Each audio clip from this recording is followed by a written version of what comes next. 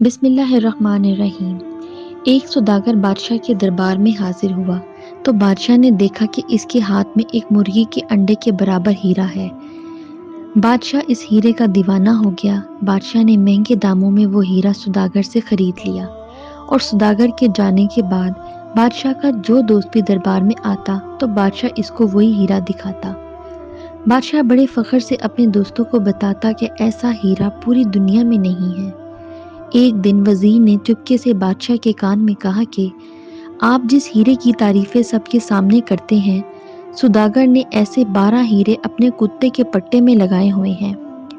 بادشاہ کو وزیر کی اس بات پر بہت غصہ آیا اور پھانسی کا حکم دے دیا۔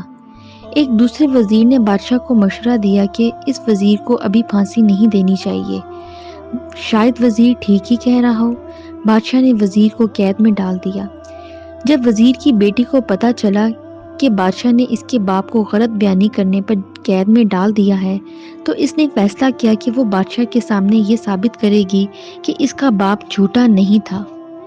وزیر کی بیٹی نے اپنا بھیس بدلا اور بغداد کی طرف روانہ ہوئی۔ اس نے سوداگر کو پہلے کبھی نہیں دیکھا تھا۔ اسے صرف اتنا معلوم تھا کہ سوداگر بغداد کا رہنے والا ہے۔ وہ پتہ پوچھتی پوچھتی آخرکار سوداگر کی حویلی جا پہنچی۔ سوداگر نے جب اسے پہلی بار دیکھا تو سمجھ گیا کہ یہ ایک لڑکی ہے، مگر بھیس بدل کے نوجوان لڑکا بنی ہوئی ہے۔ وزیر کی بیٹی نے کہا کہ میں بہت غریب ہوں، مجھے اپنے پاس ملازمت پر رکھ لیجیے۔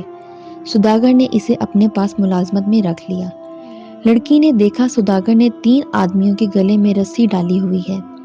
جب وہ پیاس سے تڑپنا شروع کر دیتے تھے تو سوداگر سب سے پہلے اپنے کتے کو پانی پلاتا اور اس کے بعد ان تینوں کے سامنے وہی پانی رکھ دیتا۔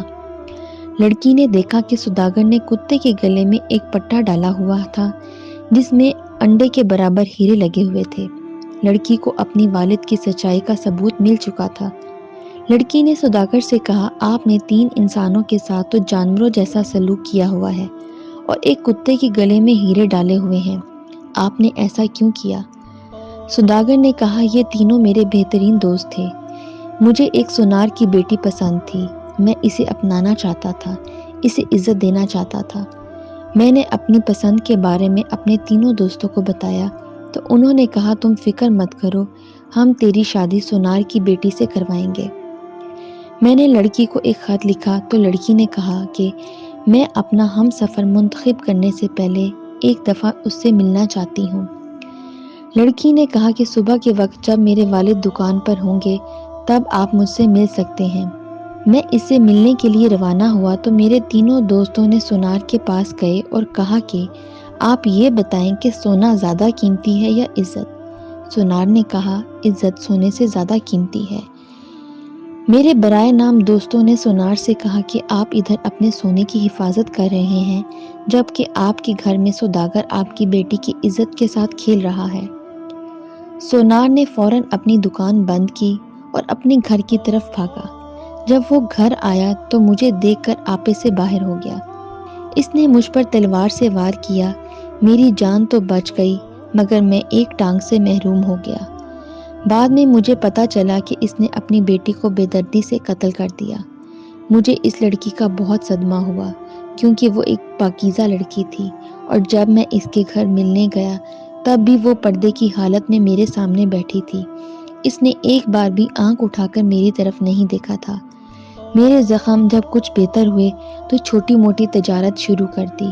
میں ایک ٹانگ سے معذور ضرور تھا مگر میں نے ہمت کر کے تجارت میں اپنا نام بنایا۔ کچھ ہی مہینوں میں ایک کامیاب تاجر بن گیا، پر میں نے ان 3 گھٹیا جانوروں کی تلاش شروع کر دی۔ کچھ ہی دنوں بعد میرے آدمیوں نے ان تینوں کو ڈھونڈ لیا۔ 2 سال سے میں نے ان تینوں کو اس حال میں رکھا ہوا ہے اور اپنے ایک وفادار کتے کے گلے میں ہیرا لگا کر ان پر ثابت کر دیا کہ یہ کتا ان سے افضل ہے، کیونکہ انسان جب کرنے پر آئے تو جانوروں سے بھی گر جاتا ہے۔ لڑکی سوداگر کی کہانی سن کر متاثر ہوئی اور ساری حقیقت اسے بتا دی۔ سوداگر نے کہا، مجھے شروع سے ہی اس بات کا علم تھا کہ تم لڑکی ہو، مگر میں خاموش رہا۔ سوداگر لڑکی کے ساتھ بادشاہ کے دربار حاضر ہوا اور اس کے ساتھ سوداگر کا کتا بھی تھا جس کے گلے میں 12 ہیرے لگے ہوئے تھے۔ بادشاہ یہ دیکھ کر حیران ہو گیا اور وزیر کو باعزت رہا کر دیا۔ وزیر نے سوداگر کا شکریہ ادا کیا اور اپنی منزل کی طرف چل پڑا۔